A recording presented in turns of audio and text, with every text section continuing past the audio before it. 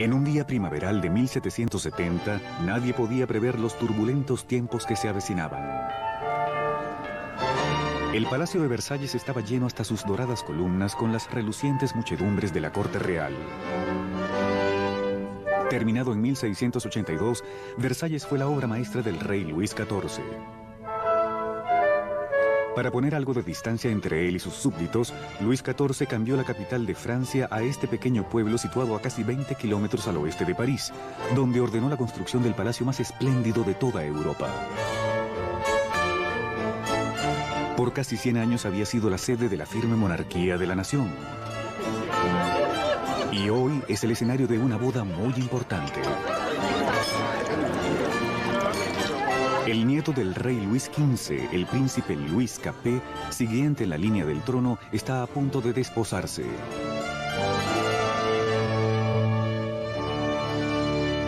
Con solo 15 años en el día de su boda, Luis Capet se muestra tímido y vacilante, y con pocas de las características esperadas de un futuro rey, y menos aún de un esposo. El matrimonio de Luis fue una unión política entre la familia real de Austria, los Habsburgo, y su propia familia, los Borbones. La boda simbolizaba el final de una vieja rivalidad y el inicio de nuevos lazos regionales. La joven novia llegaba a Francia, una linda joven de 14 años de grandes ojos. María Antonieta.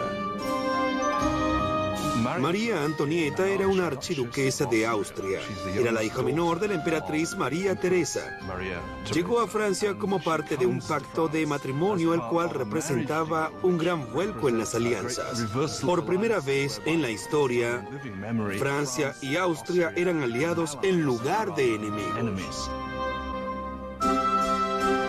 María Antonieta llega a Francia como un símbolo político, pero siendo una adolescente tenía poco interés en tales asuntos. La gran gala de la boda continuó por días enteros, pero fuera de las puertas del Palacio de Versalles había pocas razones para celebrar. Años de mala gestión por parte de la monarquía habían dejado al pueblo de Francia lleno de hambre y necesidades. Casi una década antes, Luis XV había perdido la Guerra de los 7 Años, en la que luchó contra Inglaterra por territorios en América del Norte. El desafortunado conflicto casi llevó a Francia a la bancarrota, tanto financiera como en su prestigio. Las arcas del país estaban casi vacías, incluso a pesar de que su población aumentaba cada día. Ya sin enfermedades como la peste negra, menos personas fallecían y había más personas hambrientas. Francia pasó de 20 millones a 26 millones de personas en el siglo XVIII, luego de haber crecido solo 1 millón en los 2 siglos anteriores. Eso causó gran tensión y generó mucha ansiedad. 4 años después de la boda real, el abuelo del príncipe Luis perdió su batalla final contra la viruela.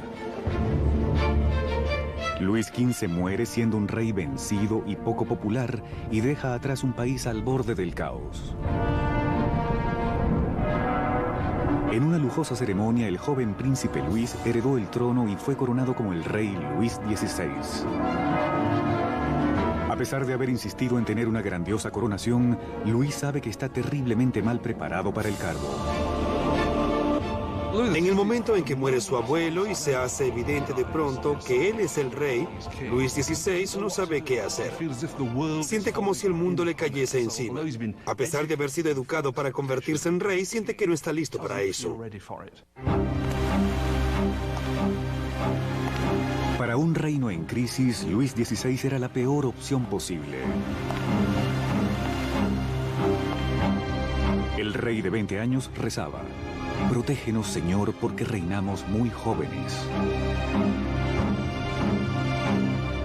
Acomodados en los aposentos reales de Versalles, Luis y María Antonieta comienzan su nueva y prometedora vida como jóvenes monarcas. Mientras tanto, a solo 20 kilómetros en París, otra nueva era florece. Una era que está en curso de colisión con la propia monarquía. Es una era peligrosa de nuevas ideas, la era de la Ilustración.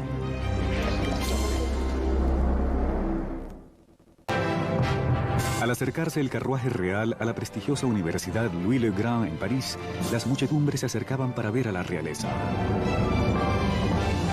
Era el día de dar la bienvenida a la ciudad de París al recién coronado rey Luis XVI y a su joven encantadora esposa austríaca.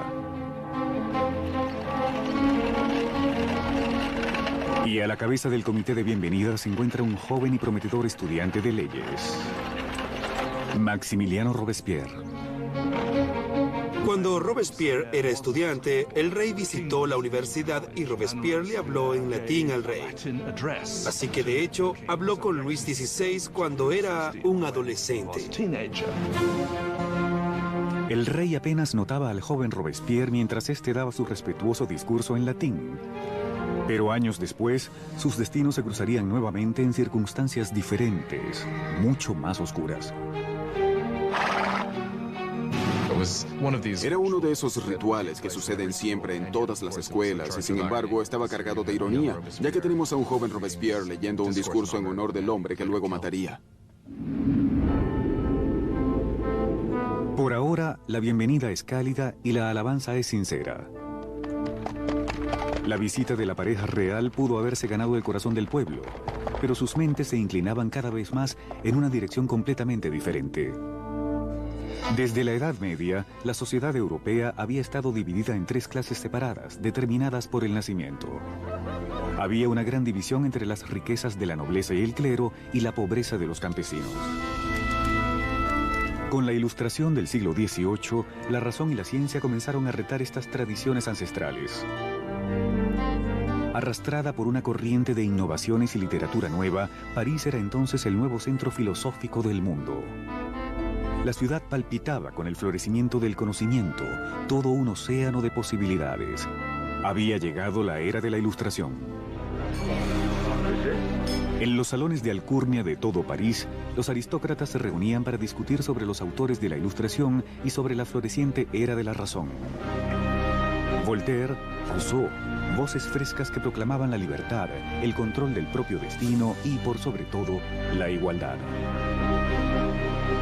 La pasión por esta nueva literatura era mayor entre la clase alta, pero al colarse estas ideas a todos los niveles sociales, el deseo de igualdad comenzó a amenazar el modo de vida aristocrático.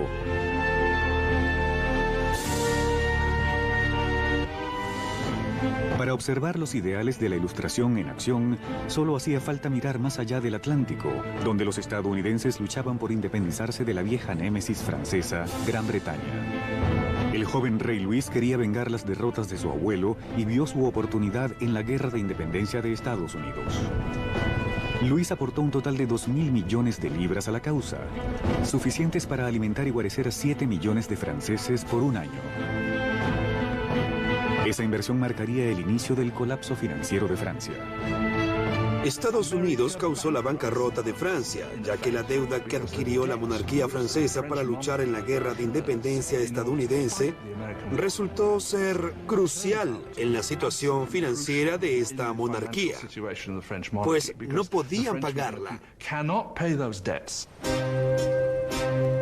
Mientras Luis enviaba dinero y tropas a través del Atlántico, María Antonieta se ocupaba de contraer sus propias deudas. La vida en Versalles era una interminable rutina de formalidades y rituales arcaicos. Había ceremonias para despertar al rey y a la reina, para vestirse, cenar e ir a la cama. Para no aburrirse entre todos estos rituales, María Antonieta aumentaba una colección de piezas de moda cada vez más extravagantes.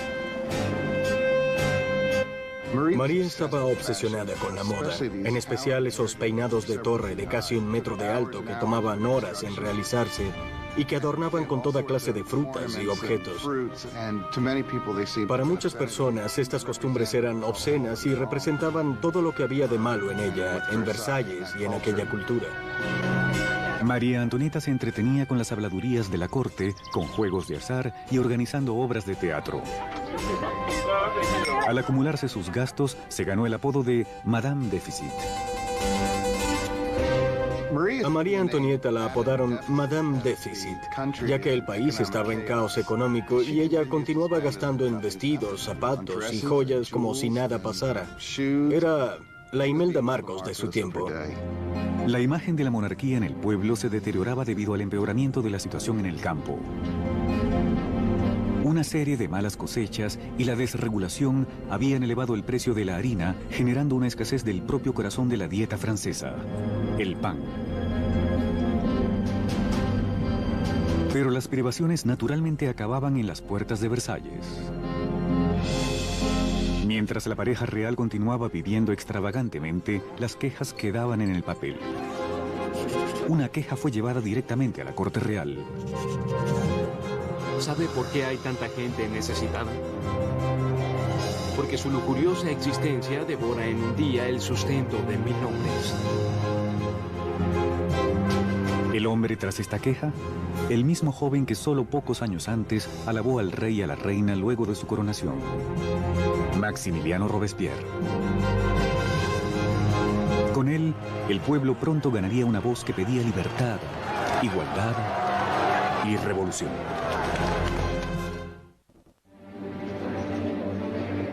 A finales del siglo XVIII, Versalles era un oasis de extravagancia rodeado por un país desesperado. Y con un rey indeciso al timón, Francia ponía rumbo hacia el desastre. Luego de 19 años de matrimonio, Luis había engendrado 4 hijos, pero permanecía impotente como rey. En un intento por demostrar liderazgo, Luis aplicó una serie de reformas financieras. Pero sus cerradas prácticas cargaron a los pobres con pesados impuestos, mientras la nobleza casi no pagaba nada.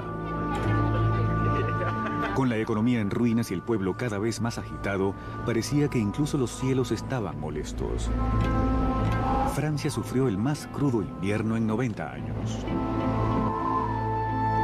Para el pueblo francés del siglo XVIII, la harina era la esencia misma de la vida. El pan, la medida de la existencia. La mayoría de las personas comunes en Francia comían al menos 1 kilogramo de pan al día. El pan era muy importante y su precio era sentido por todos. Si el precio se duplicaba, estabas en problemas. Con los malos manejos financieros de Luis, el costo de la harina se disparó. Los escasos alimentos eran almacenados. El precio de una hogaza de pan pronto alcanzó el salario de un mes. El hambre se tornó en rabia. Estallaron disturbios en toda Francia. Robaban los hogares. Las panaderías eran saqueadas y los panaderos sospechosos de acaparar el pan eran linchados en el sitio.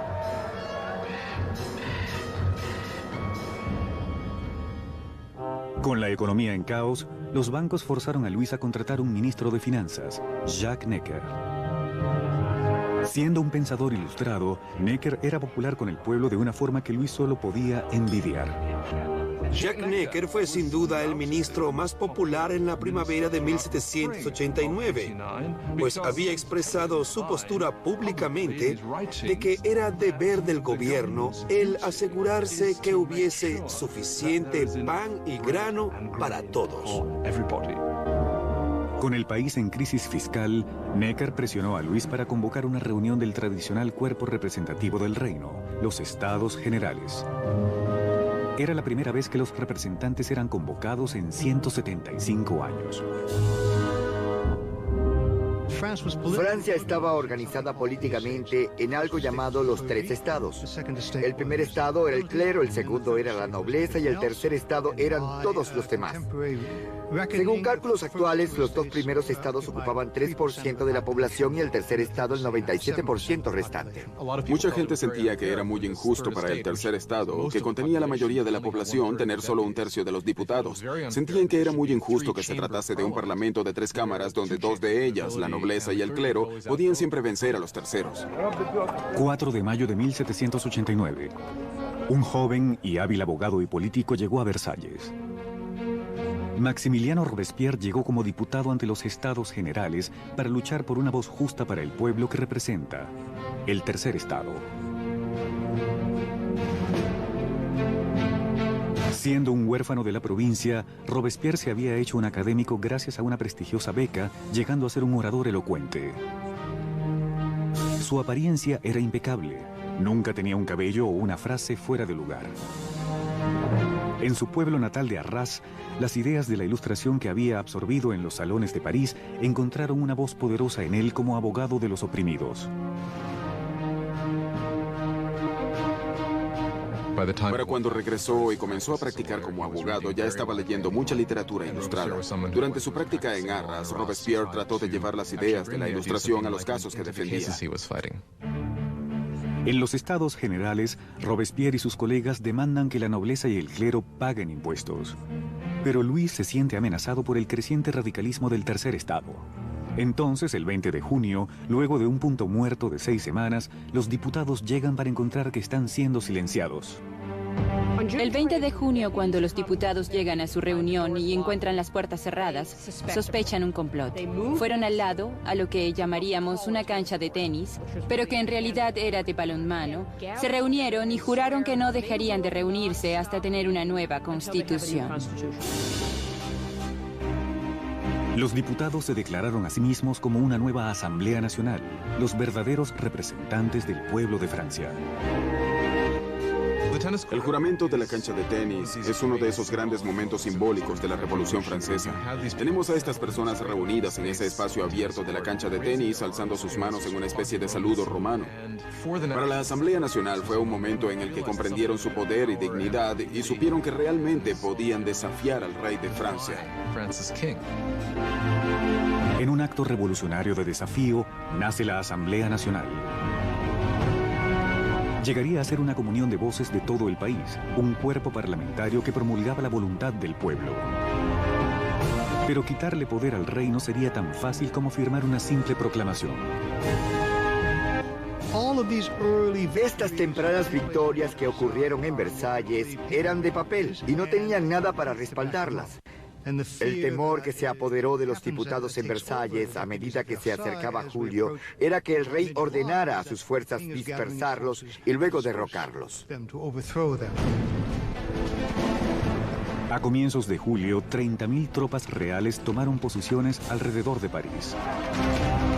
Para defenderse, el pueblo formó una nueva Guardia Nacional. Los alborotadores saquearon las armerías de París y se llevaron más de 28.000 mosquetes. Lo único que faltaba era la pólvora, pero sabían exactamente dónde obtenerla. En el centro de París se erguía un inmenso edificio de piedra, símbolo notorio del régimen feudal: la Bastilla. Esta prisión guardaba la provisión de pólvora de la ciudad y era legendaria como un lugar de torturas y muertes inenarrables. La Bastilla había sido el gran símbolo del despotismo real, el símbolo de los reyes franceses yendo más allá de los límites justos de su poder, un símbolo de horror para el pueblo francés. En medio de las revueltas ocurrió un sorprendente ultraje. Luis despidió a su ministro de Finanzas, el amado por el pueblo Jacques Necker, por creerlo muy comprensivo con las masas. Horas después del despido de Necker, la noticia de que el hombre a su favor había sido despedido llegó a París. La única opción era la revuelta. El 14 de julio, las multitudes se juntan, identificándose con una pequeña escarapela roja y azul por los colores de París, separados por el blanco, el color de la Casa de Borbón. El tricolor había nacido. De la febril multitud, una voz grita: ¡a la Bastilla! Atacar la Bastilla significaba que el pueblo francés se negaba a que se acabase con la Asamblea Nacional. Así que el pueblo actuó y se armó. Básicamente significaba que estaban del lado de la revolución. Al ver a la multitud que se acercaba, el gobernador de la Bastilla, Bernard Delaunay, trató de cerrar la prisión. Organizó una desesperada defensa, pero los merodeadores atacaron la fortaleza y masacraron a los guardias con picos y cuchillos. Finalmente, el gobernador Delaunay se rindió, pero la iracunda muchedumbre lo envolvió, arrastrándolo a las calles.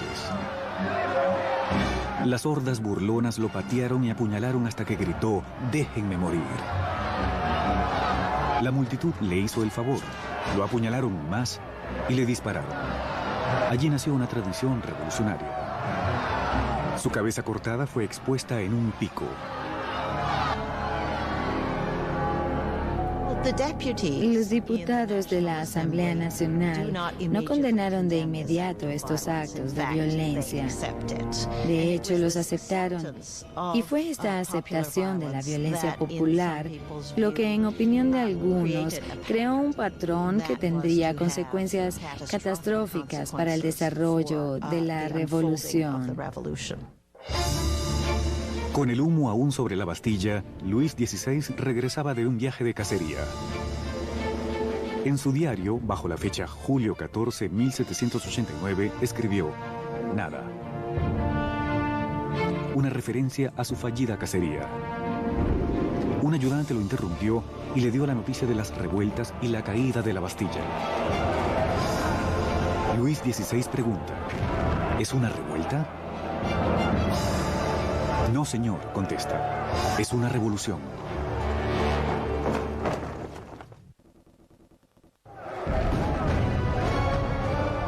La victoria de la Bastilla desató la Revolución Francesa. El pueblo había desafiado a su rey y había ganado. Ya no habría retorno. Como símbolo de la derrota de la tiranía del feudalismo, el pueblo, hombres, mujeres y niños, minó y destruyó la Bastilla con sus propias manos, ladrillo a ladrillo. Comenzaron a desmantelar el pasado. Los franceses comenzaron el proceso de derribar la Bastilla tan aprisa como pudieron. Al carecer de explosivos potentes, esto se hizo muy arduamente, pero con un enorme vigor. Los ladrillos fueron regalados o vendidos como emblemas de la demolición del despotismo. La energía en las calles vigorizaba a la Asamblea Nacional. Se redactó una carta en pocos días llamada Declaración de los Derechos del Hombre. Bajo este nuevo y atrevido documento, las arcaicas distinciones de clases tendrían que ser abolidas y todos los hombres debían ser considerados verdaderamente iguales. La Declaración de los Derechos del Hombre fue un documento promulgado por la Asamblea Nacional. En él se decía que la soberanía pertenecía al pueblo, a la nación. No se mencionaba al rey en ninguna parte. Al redactar este documento, la Asamblea estaba de hecho dándose poder a ella misma. Con la nueva Asamblea Nacional como su vocero, los ciudadanos de Francia se dispusieron a cambiar la propia naturaleza de su mundo. Demandaban una monarquía constitucional, derechos iguales para todos y justicia bajo leyes razonables. Para darles mayor voz a los llamados de revolución, Robespierre exigió mayor libertad de prensa, que había sido amordazada bajo el viejo régimen.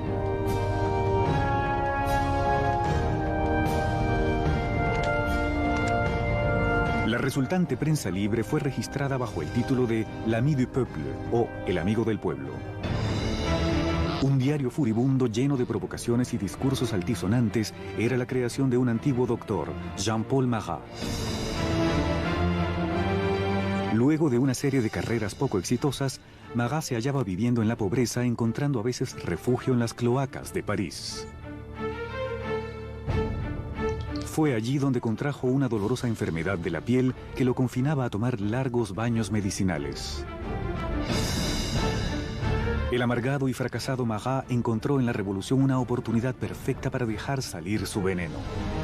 Marat aborrecía la extravagancia inexorable de la monarquía en medio de la pobreza que oprimía a Francia. Solo necesitaba el menor rumor para atacar al rey y a la reina en su diario. El 2 de octubre de 1789, su rabia estalló.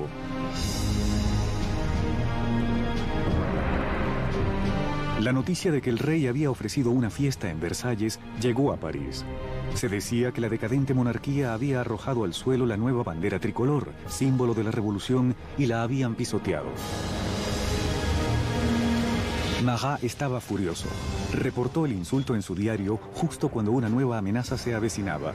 El rey había ordenado a sus tropas moverse a posiciones alrededor de París otra vez. Con el suceso de la Bastilla todavía fresco en la mente del pueblo, Marat los incitó frenéticamente a entrar en acción. Pueblo de París, es hora de abrir los ojos. Salgan de su letargo. Despierten. Una vez más. Despierten. 5 de octubre. El día amanece con el furioso repicar de las campanas. Las mujeres se reúnen cerca del ayuntamiento para protestar por la escasez de pan. El temor a las tropas reales que se acercan se mezcla con la rabia generada por la noticia de la fiesta ofensiva del rey. Pronto miles de personas marchan hacia Versalles con picos y armas en mano. Las mujeres llevaban sus quejas al rey. En el corazón de la multitud estaban las famosas Poissardes, las temibles pescaderas de los mercados centrales que eran conocidas por ser fornidas y temerarias. Estaban armadas con enormes cuchillos para limpiar pescado y eran muy musculosas a causa de las cajas que cargaban. Nadie deseaba molestar a estas damas. Estas mujeres eran de las barriadas pobres que se veían afectadas por el alza en el precio del pan y la escasez de los productos. Repentinamente se dieron cuenta de que debían actuar. Es extraordinario que la mayoría no podía siquiera escribir su nombre, y así se hicieron protagonistas de un proceso histórico. En el palacio, la noticia de la multitud que se aproxima llega a la recámara de la reina. La leyenda dice que fue entonces cuando María Antonieta pronunció la frase más famosa que nunca dijo.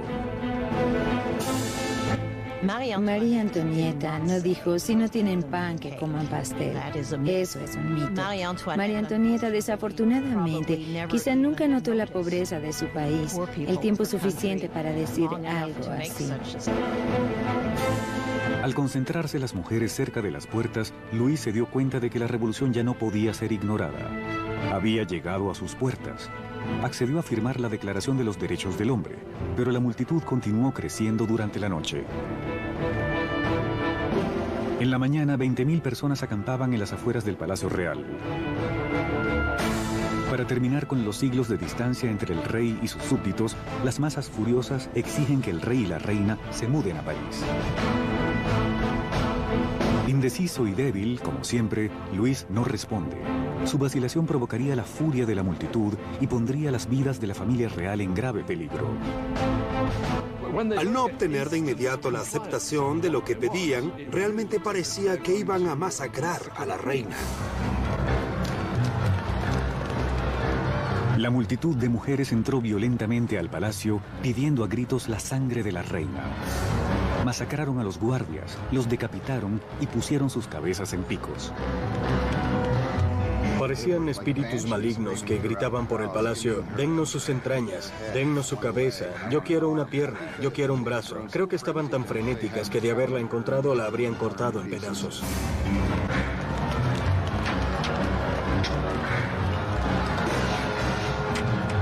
Aterrada por su vida, María Antonieta escapa a los aposentos de Luis solo momentos antes de que las mujeres entraran a su recámara y destrozaran su cama. El rey y la reina estaban ahora a merced de la multitud, y lo que ésta quería era un poco de atención de su rey. La única manera de tranquilizar a las mujeres era que la familia real accediese a mudarse a París. Creían que una vez que las autoridades estuvieran en París, podrían forzarlos a hacer lo que el pueblo de París quisiera. 60.000 personas salieron marchando de Versalles, llevando carretas y vagones rebosados con harina del almacén real. El carruaje real fue escoltado hasta París.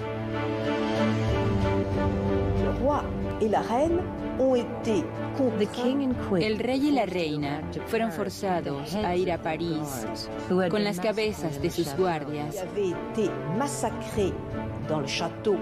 quienes habían sido masacrados en el palacio y decapitados.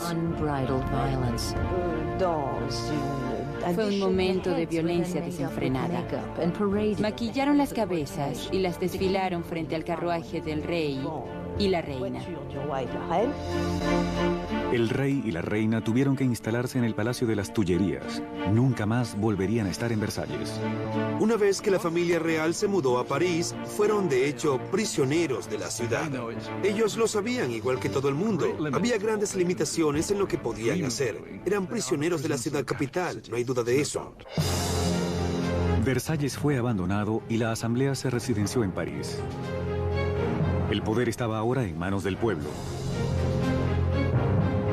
Francia tendría democracia y nuevas leyes, y una nueva y despiadada forma de justicia aparecería en el escenario de la revolución. La guillotina.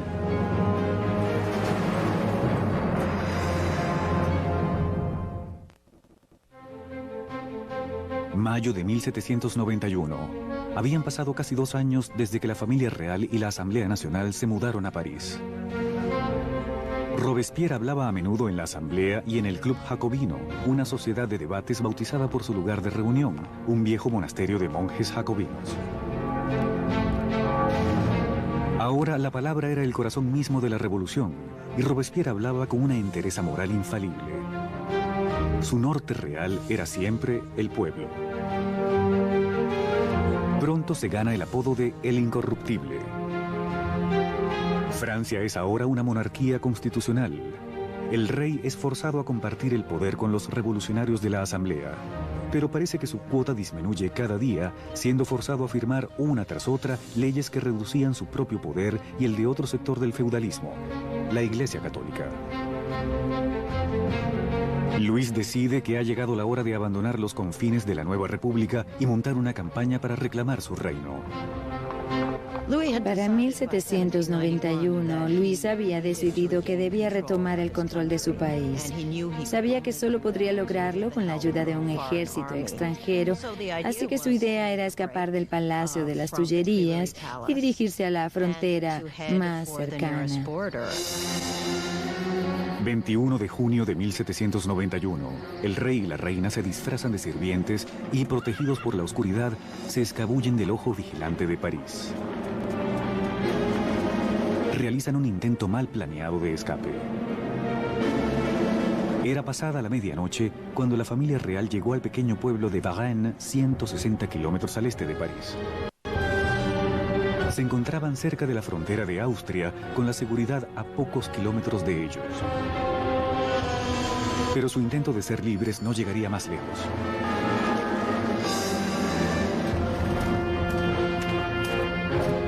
Los rumores de los movimientos reales los habían precedido a Varennes. Un oficial del pueblo detiene el carruaje y les pide sus pasaportes.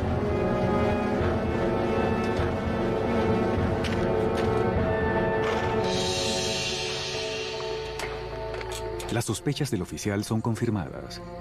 Era la firma del propio rey. El pueblerino está sobrecogido ante la vista de su rey. Pero los guardias revolucionarios cercanos no muestran ninguna reverencia por la familia real en fuga. Esperaba que las personas lo reconocieran y que habría una rebelión en su favor. Pero para su sorpresa y horror, no estaban impresionados al reconocerlo. Lo veían como alguien que escapaba y simplemente lo arrestaron y devolvieron a París. La idea de que el monarca había tratado de abandonar a su pueblo fue psicológicamente catastrófica.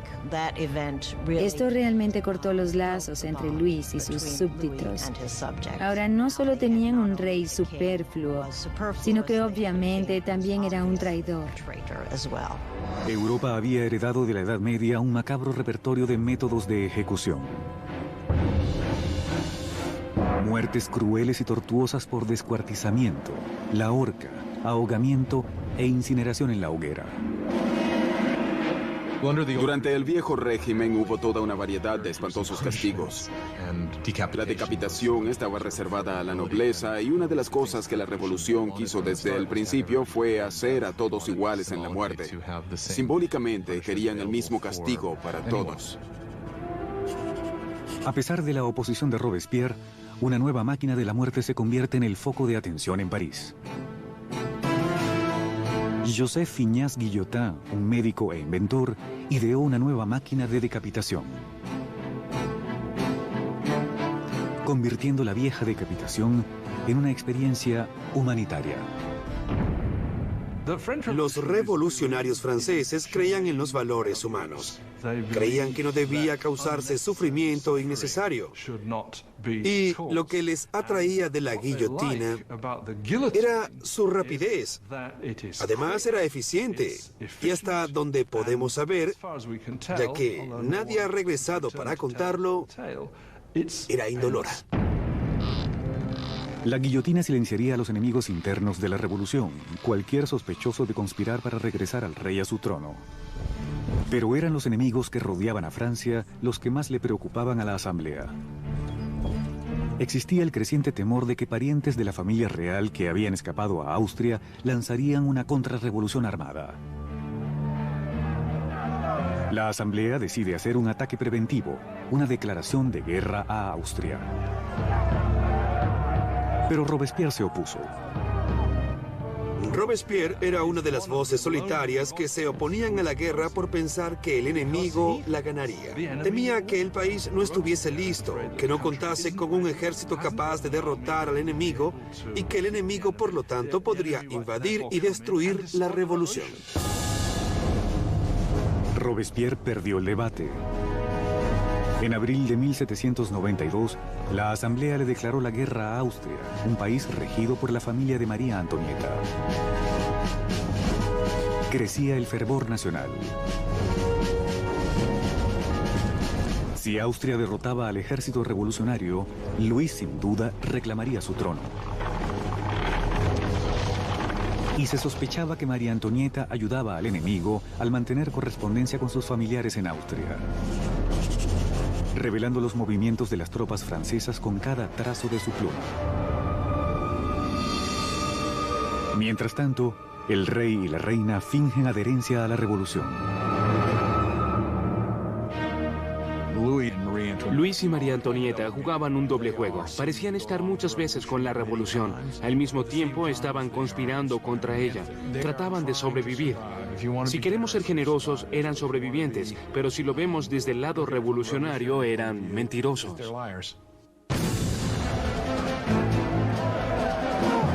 Mientras el ejército francés sufría grandes bajas en la frontera, llegó a París la noticia de que el aliado de Austria, Prusia, se había unido a la invasión.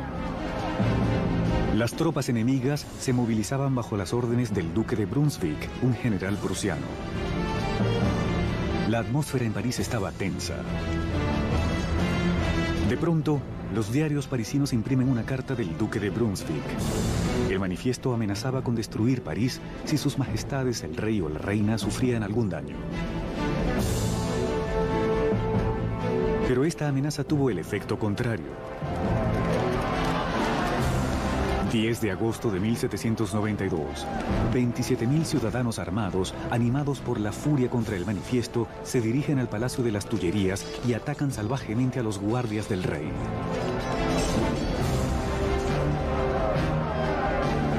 Al final del día, hay más de 800 víctimas en ambos bandos.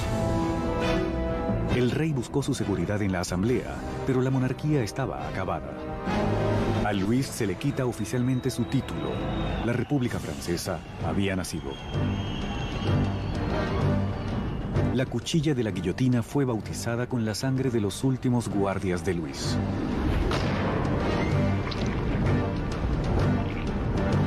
Y Robespierre, antes acérrimo opositor de la pena de muerte, ha cambiado de parecer. El nacimiento de la República solo podía comenzar con la muerte de un rey. El nuevo y escalofriante aparato del doctor Guillotin pendía sobre París como una advertencia. Era la pena por desafiar las leyes y el orden revolucionario.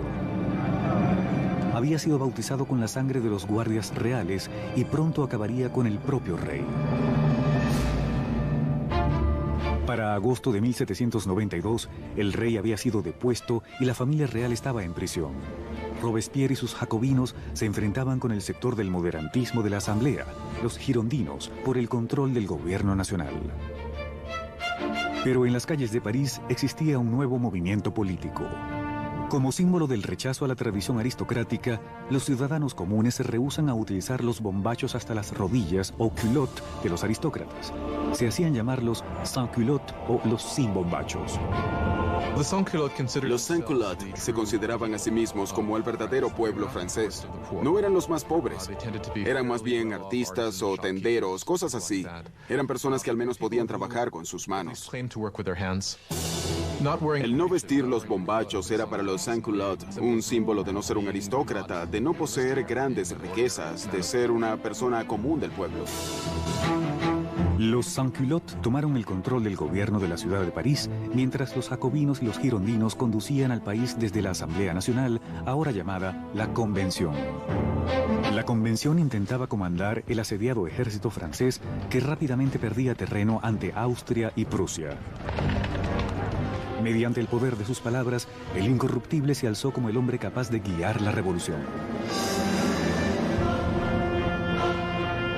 A pesar de que en un momento Robespierre estuvo a favor de la monarquía constitucional, ahora creía que ya no había lugar para un rey. Se tomó una decisión crucial. Francia llevaría a su propio rey a juicio.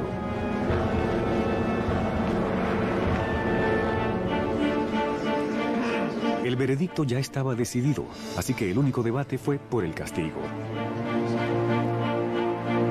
El ala del moderantismo, los girondinos, piden perdonarle la vida, lo que los aísla dentro de la convención. Los girondinos se cristalizaron como la facción en la convención que debatía sobre el rey, ya que si bien deseaban una república, no estaban tan seguros de que el rey tuviese que morir. Pero los girondinos son sobrepasados por los jacobinos, quienes pedían sangre.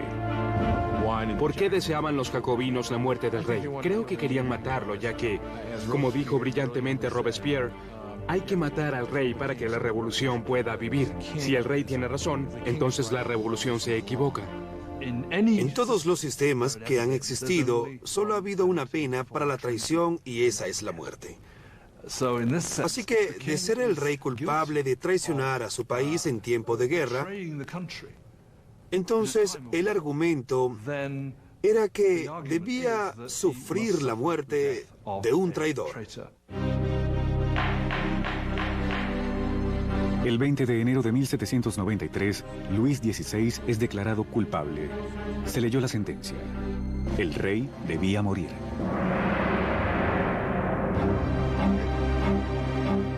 Esa noche se le permitió reunirse brevemente con su familia. Calmado a pesar de las lágrimas de su familia, les promete regresar a la mañana siguiente a darles el último adiós. No lo haría. No podía soportar la angustia de su familia y no podía debilitarse en su camino a la guillotina.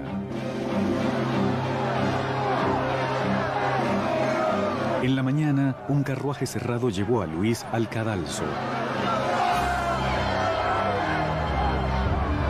Estoicamente se aproximó hasta la cuchilla.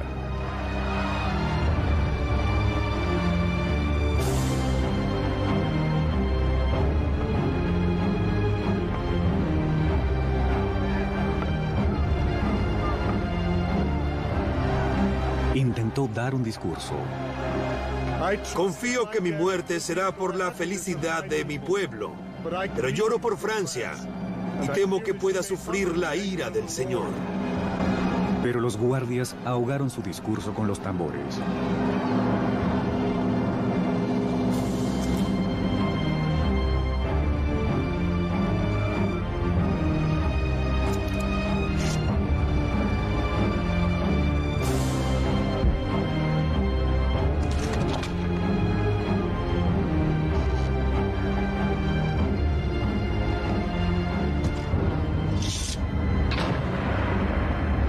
A las 10:22 de la mañana, el hombre que una vez fue el rey había muerto. En la prisión, María Antonieta escuchó el disparo de los cañones anunciando la muerte de su esposo y se sumió en la desesperación.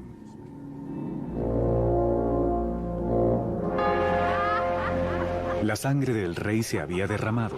Los revolucionarios estaban victoriosos. Pero pronto los enemigos de la revolución se anotarían una victoria. Su objetivo, el hombre que pedía la muerte de tantos, Jean-Paul Marat.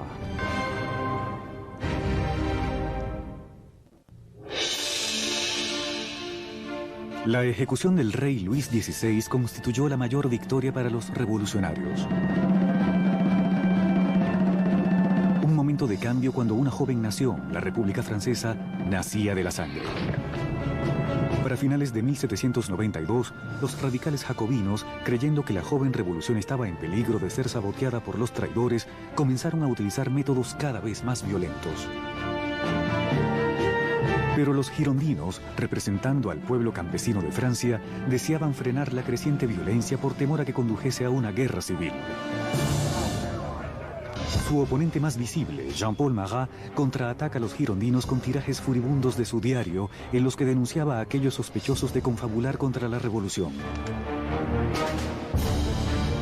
Marat, quien ya una vez había pedido la ejecución de 200 personas, ahora quería que rodaran 200.000 cabezas. Pero el movimiento radical no se había afianzado en todas partes. Las personas fuera de París estaban furiosas por la creciente brutalidad de los jacobinos y piden que termine el baño de sangre. Ese mensaje llegó a oídos de la encantadora Charlotte Corday, una joven y determinada mujer de las provincias. 13 de julio de 1793. Charlotte Corday llega a París. Sabía que el amigo del pueblo tenía una política de puertas abiertas en su casa, donde se le podía encontrar casi a cualquier hora sumergido en su baño medicinal. Corday llegó diciendo que tenía una lista de traidores, personas que colaboraban con los ejércitos extranjeros para acabar con la revolución. Marat le pide la lista y le promete a Corday que los traidores serán guillotinados al día siguiente. Luego de dársela, sacó un pequeño cuchillo y lo apuñaló en el pecho.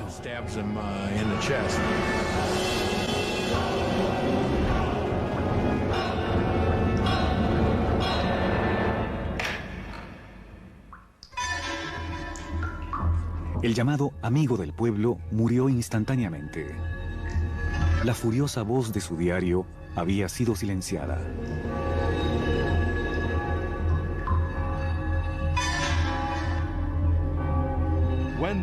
Cuando la revolución se tornó sanguinaria, era muy fácil decir que era culpa de Marat.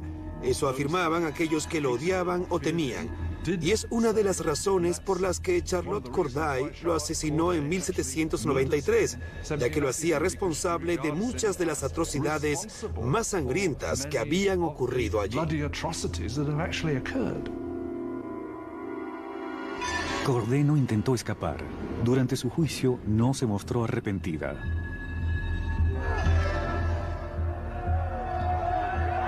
¿Qué esperaba lograr al asesinar a Marat? Paz. Ahora que está muerto, la paz regresará a mi país. Charlotte Corday fue ejecutada rápidamente y su sueño de paz murió con ella. Había matado a Marat el hombre, pero había creado a Marat la leyenda. Su muerte fue ilustrada por el pintor revolucionario Jacques-Louis David. Robespierre estaba celoso de la adoración que le brindaban a Marat, pero siempre pragmático, volcó su atención hacia los asuntos más urgentes. A pesar de que Marat había muerto, aún había otros que deseaban sangre. Sangre real. La Conciergerie, la oscura antesala de la muerte. 8 meses después de la ejecución de su esposo y a solo pocos días de la muerte de Charlotte Corday, María Antonieta es encerrada allí en una horrible celda, completamente sola.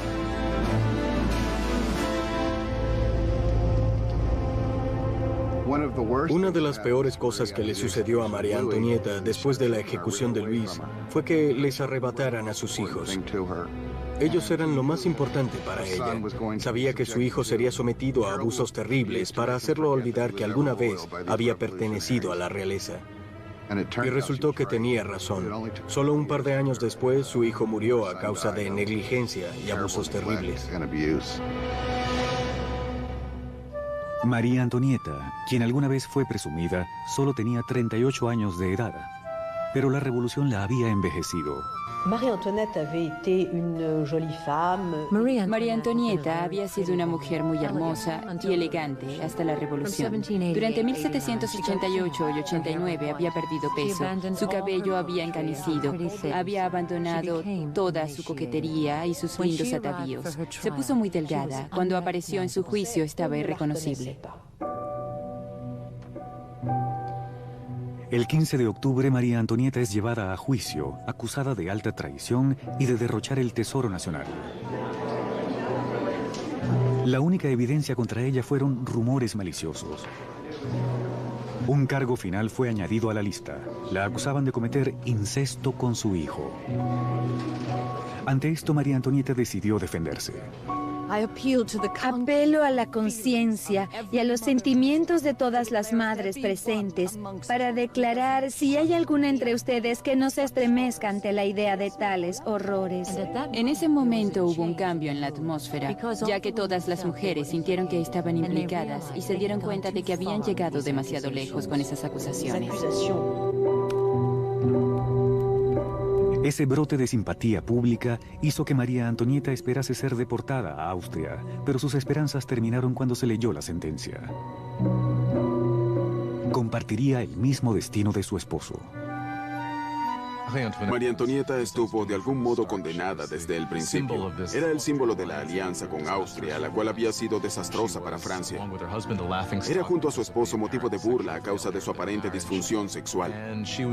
Y era un símbolo de la cultura cortesana, en un momento en que esta era vista como algo completamente corrupto y terrible para el país. Por todo eso era odiada como ninguna reina de Francia lo había sido antes. Era aborrecida e injuriada. En su celda escribió una última carta despidiéndose de sus hijos y su familia, prometiendo ser valiente. Su largo cabello gris fue cortado en preparación para la cuchilla.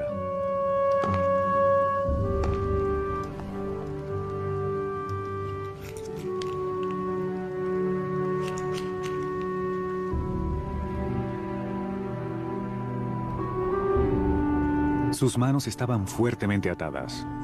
Esperaba ver un carruaje para ser escoltada fuera de la prisión, pero en su lugar encontró una carreta para criminales comunes. Cuando fue llevada para su ejecución, esperaba tener el mismo trato que el rey, que estaría en un carruaje cerrado para que la multitud no pudiese atacarla.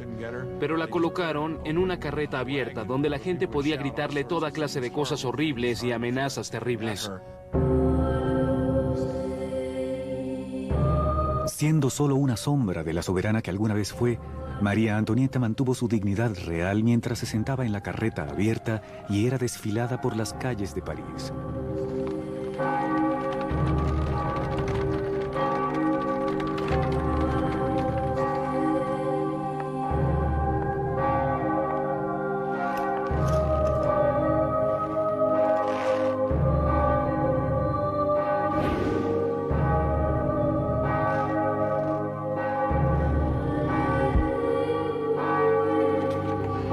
Su nombre y los cargos contra ella fueron leídos.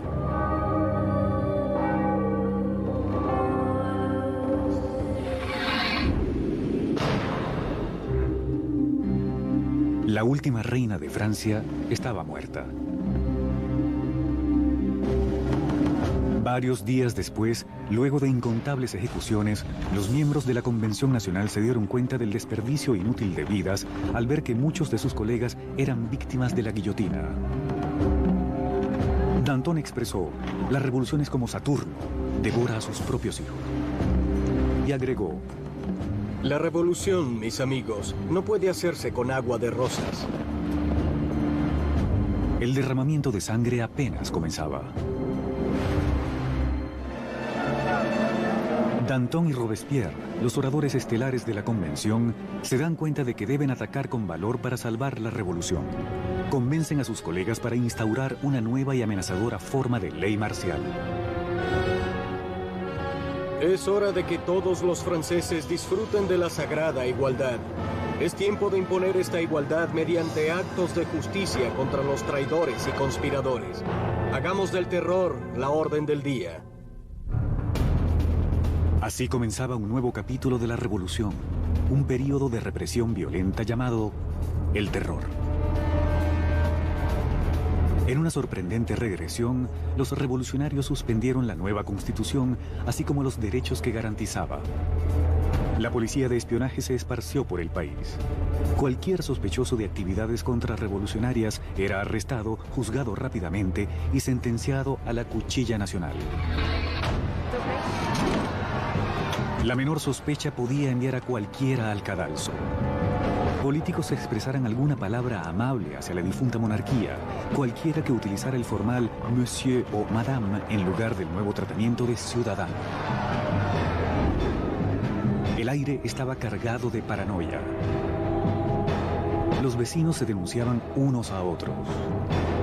El incesante sonido de las carretas de criminales se escuchaba por las calles de París. La convención organizó un tribunal revolucionario que realizaba juicios y ejecuciones con despiadada eficiencia. Para consolidar su poder, formaron un consejo de 12 hombres llamado Comité de Seguridad Pública. Al final, el poder debía delegarse en un grupo más pequeño, y ese grupo fue el Comité para la Seguridad Pública. Fue un grupo de 12 personas que realmente gobernaron Francia como una dictadura colectiva. Una de las ironías en la vida política de Robespierre es que al comienzo fue un opositor apasionado de la pena de muerte. Eso pesó contra él después, cuando se hizo un apasionado defensor del terror y la guillotina. Nunca respondió a esos reclamos, excepto para decir, bien, los tiempos cambian. La revolución había endurecido a Robespierre. Antes un ferviente defensor de la libertad de prensa, ahora reinstauraba la censura, un vestigio del viejo régimen. Con la iglesia ya bajo ataque, no se opuso a la propuesta hecha por uno de los revolucionarios más radicales, Jacques-René Hébert, quien propuso un nuevo programa, la descristianización.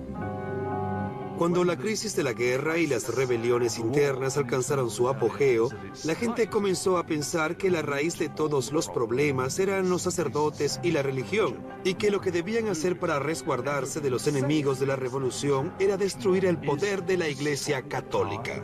La religión solo es superstición y fanatismo, así que todo cuanto debían hacer era deshacerse de todo eso por completo. Las calles que tuviesen la palabra santo fueron renombradas. Los íconos religiosos fueron destruidos y reemplazados con tributos al nuevo santo, Marat. La iglesia llegó a ser vista como el enemigo por los revolucionarios radicales. Se despojó de sus altares en las iglesias y catedrales. Rompieron las ventanas, las estatuas fueron destruidas. Los bienes de la iglesia eran saqueados. Por supuesto que la opinión de Europa sobre esto era incluso peor que por la muerte del rey. Ni siquiera el calendario cristiano fue respetado. Los años no se numeraban ya a partir del nacimiento de Cristo, sino a partir de septiembre de 1792, el derrocamiento de la monarquía, que pasó a ser el año 1. Los meses se renombraron de acuerdo con las estaciones. Julio se convirtió en Thermidor, abril en Floreal. Los meses se componían de 3 semanas de 10 días. En la ciudad de Lyon, donde los contrarrevolucionarios ganaban terreno, el Comité de Seguridad Pública dio un ejemplo brutal. Cientos de rebeldes fueron atados, llevados a los campos y asesinados en masa.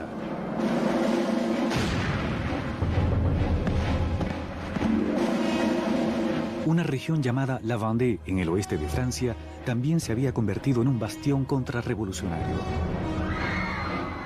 Los rebeldes y sacerdotes fueron atados y apilados en botes, los cuales fueron posteriormente hundidos sin piedad.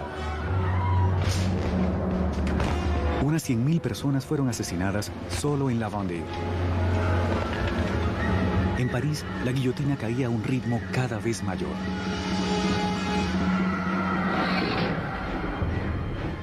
Robespierre estaba en la cima del poder. Había acabado con los enemigos de la revolución y asegurado su éxito mediante el terror. En la cima de su éxito, Robespierre soñaba ahora con una meta aún mayor: utilizar más terror para crear un nuevo tipo de sociedad. Pero otros no estaban de acuerdo. Para Danton, la revolución iba por el camino equivocado. Tanto él como sus seguidores, los dantonistas, creían que era hora de acabar con el terror. Había logrado su propósito, pero corría el peligro de volverse contra los propios revolucionarios. Para la primavera de 1794, las cosas comenzaron a mejorar. La situación de los alimentos ya no era tan crítica y la guerra iba mejor. Danton planteaba que era necesario crear nuevas bases para el gobierno. Debían tratar de normalizar las cosas. Robespierre creía que era muy pronto. Danton comenzaría entonces a organizar un grupo para discutir el tema del final del terror. Robespierre vería esto como una amenaza directa para el gobierno y no como una simple diferencia de opiniones sobre el rumbo de la política. Lo vería como una potencial traición. Y en la República de Virtud de Robespierre solo había una respuesta para la traición. Los dantonistas son apresados y rápidamente sentenciados a muerte. Robespierre había enviado a miles al cadalso, pero se sentía incómodo con la sangre de las ejecuciones. No asistiría a la decapitación de sus antiguos amigos y aliados. Al subir al cadalso, Danton gritó: Solo me arrepiento de irme antes que esa rata, Robespierre.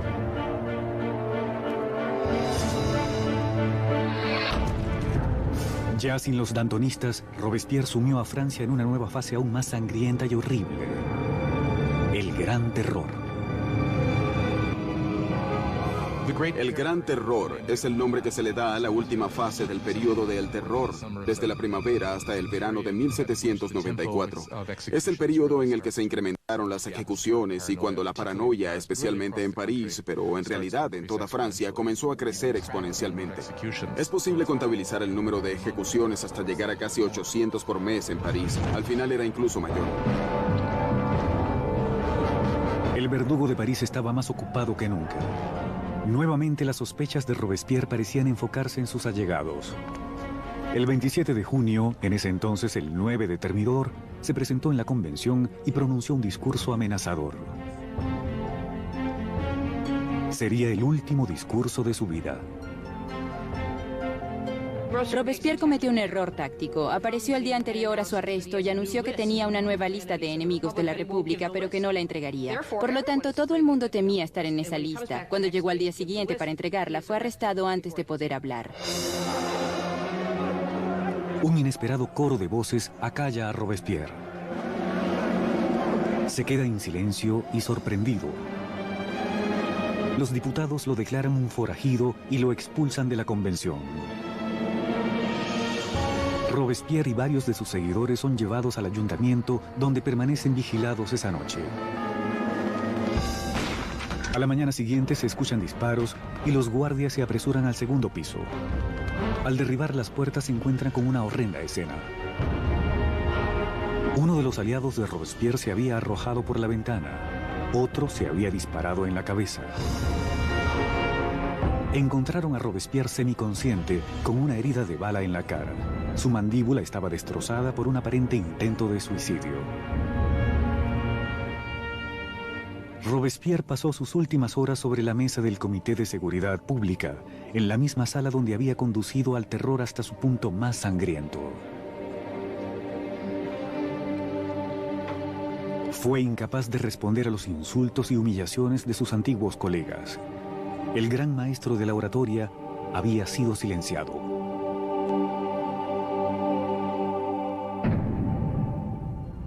En la conciergerie, donde lo había precedido la última reina de Francia, Robespierre es preparado para la cuchilla nacional. Su compañero de celda, el revolucionario Saint-Just, le señala una pintura de los derechos del hombre y le dice: al menos hicimos eso. Robespierre había encabezado la revolución y había cambiado el rostro de Francia. Había reorganizado la sociedad y había ideado un sistema tiránico y sangriento para asegurar su éxito. Pero estaba destinado a ser una de sus últimas víctimas. Resultó que había un gran entusiasmo por terminar con el terror, pero nadie sabía cómo hacerlo. Y parece ser que lo único en lo que todos concordaban era en la caída de Robespierre.